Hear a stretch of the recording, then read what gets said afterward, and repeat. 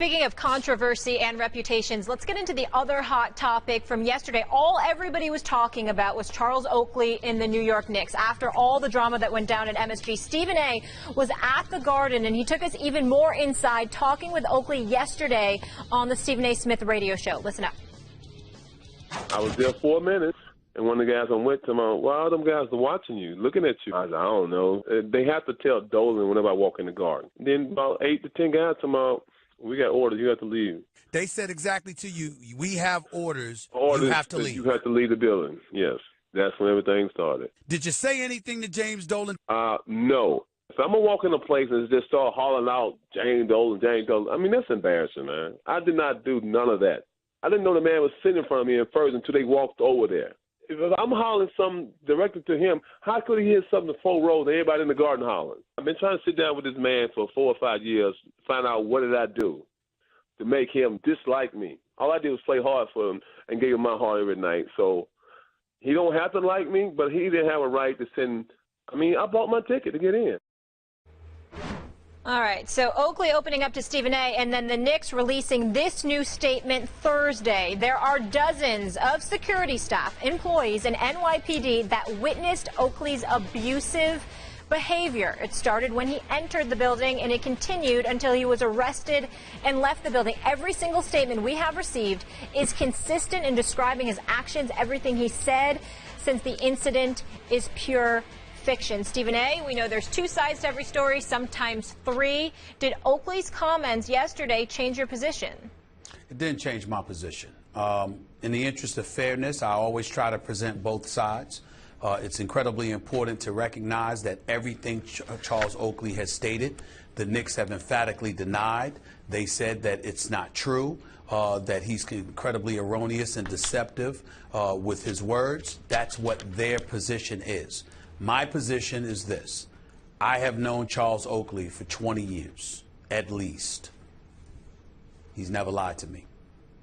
I can tell you that. He has said many, many things over the years, privately and publicly. And Max, Molly, y'all know how I am. I'm a double and triple check. I'm gonna do it a week later, a month later, 6 months later, whatever the case may be. I have never heard words uttered out of Charles Oakley's mouth and turned around and found out that he was lying. The man hasn't lied. He states what he states. He means what he means. He says what he says, and he's usually incredibly unapologetic about it. So much so to the detriment of his own self. Max Kellerman, take it, for example, his words to me yesterday on my radio show. He sits up there and says, "Hey, I did what I did. Yes, I did." He said they weren't law enforcement officials. Had it been a law enforcement official that walked up to me and identified himself as the NYPD and told me to do something, I would have done it because I'm not going to break the law. He said, but some guard and security dude coming up to me and telling me that I have to leave even though I have a ticket to attend the game, I'm not going for that. Now, all of us would sit up there and say, look, man, it's Guard and Security. They got their orders. I know a lot of members of Madison Square Garden Security. They're fantastic individuals who were incredibly reluctant. Who were incredibly reluctant for to years, do and a lot of those guys him. have been there. A lot of guys who've been there for years at Garden Security. You've seen them for years there.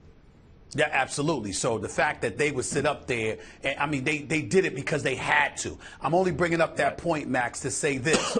I thought he was wrong to even treat Guard and Security like that because essentially they're enforcement inside Madison Square Garden. But Charles Oakley openly admitted he disagreed with me. They're not the police. They don't have a right to do it. So that's his position. And I only say that to say, listening to that, you would still attach a level of culpability and responsibility to him for that behavior. And he still stood by his ground by being honest enough to say he didn't agree with me. So again, you take that and you juxtapose that to the history of the New York Knicks and some of the things they are alleged to have done. They've denied it, but there have been people that said Charles Oakley was being followed to the restroom on frequent occasions when he had been at Madison Square Garden. That individuals have been harassed if James Dolan didn't like them and stuff like that. New York Knicks categorically deny that stuff, but it's not the first time that's been said about them. So again, Charles Oakley, in terms of veracity, truth, he does appear to have that on his side because most New Yorkers are not going to believe anything coming out of the Knicks' mouth. And then their statements prior, when the incident first happened with that one line where, he needs help, and then the follow-up to yesterday doesn't help their cause from a PR perspective, Max. First of all, that was a great interview on your show with Oakley. That was truly excellent. And it was also this morning on Mike and Mike Oakley was on, and I had what's known as a driveway moment. In the radio business, what you're trying to do when you do a radio show is as people need to get out of their cars because they've arrived at work or at home if it's afternoon drive, and they don't want to leave. They can't get out. They don't want to leave. Right, I had a driveway moment with Mike and Mike. Your interview was excellent. And this morning also Mike and Mike followed up. I had a driveway moment. I had to get out of the car to come to the studio. I couldn't get out because Oakley was saying things like, it was a little awkward at first, actually, on the show, but that also made it interesting. And eventually, Oakley was saying things like, look, when I go to the Garden, just when I show up, security has to report to Dolan that I'm there. Why? Why? What did Oakley do that it needs to be reported that he's there? Criticize Dolan or the Knicks in public? What, are you kidding? They deserve criticism. He's doing it out of love for the franchise, not because he doesn't love them. I feel even more pro-Oakley than I did yesterday. Look, you're a middle-aged man. It's a bad look for you to have to be physically removed in handcuffs from your former place of where you worked for 10 years to much acclaim. That's always a bad look, and Oakley's behavior, you could argue, was suboptimal that way.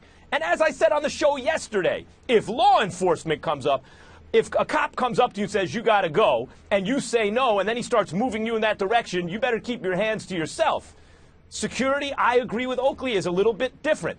If another person puts their hands on you and you tell them, do not put I have a ticket, I have a right to be here, and the reason you're giving me for leaving and you're not law enforcement is not a good enough reason, I'm sorry, I'm not going, then they can try to put their hands on you, but they do so at their own peril, as we saw, and it's also perilous for Oakley. It's a bad look for him, too, and maybe a criminal act, we will see.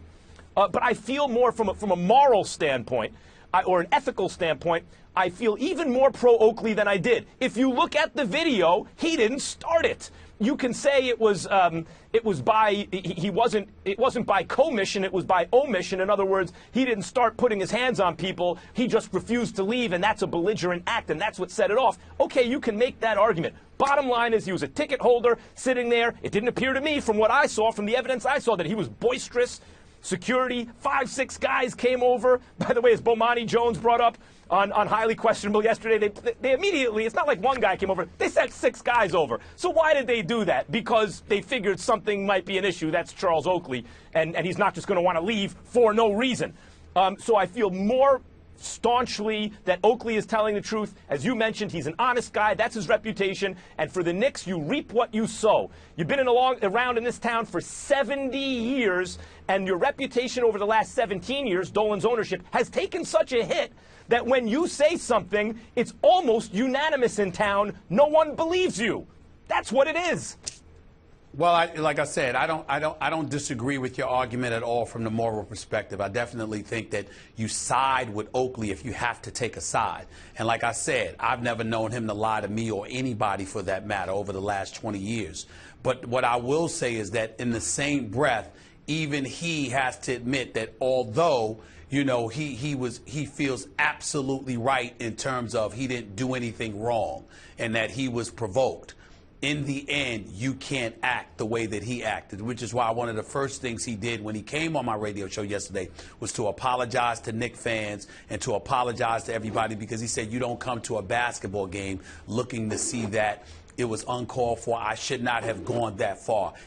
In the end, those security individuals, they are essentially law enforcement for Madison Square Garden. It's not like Madison Square Garden is drowning, is drowned with NYPD personnel. There's a few guys there, but for the most part, that's Garden security. No police force in America is that large to just inundate an arena with local police officers. You have to respect enforcement officials. And in that regard, I just think that those individuals, middle-aged dudes, they're just collecting a check, trying to do their job to the best of their ability, that received orders from an owner who's literally sitting courtside a few minutes away from them.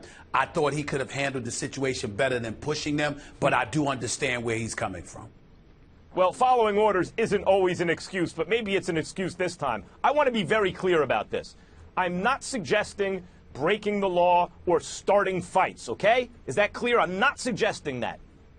I am saying that one of the reasons New York and other basketball players, but especially Knicks fans, are rallying around Charles Oakley, it's not just his reputation. As he said, I mentioned this yesterday, he said playing basketball is like being a farmer. I remember I was a kid reading this quote thinking, that's right, Oak, unbelievable. This is why everyone loves you. You get up before the sun comes up and you work all day, right? That was his attitude, lunch pail, everyone respected it. But it's not only that why people are rallying around him, because this Knicks franchise, as the various iterations of their teams, have shown such little fight in them for so long. At various times, certain teams have shown fight, but for the most part, such little fight, particularly on the defensive end, which is perceived as an effort thing, as a heart thing, determination, a buy-in, that when Oakley shows up with fight in him, he's not going to let anyone put his hands on them. And everyone knows that the hostility is actually coming from the owner because he doesn't like the criticism,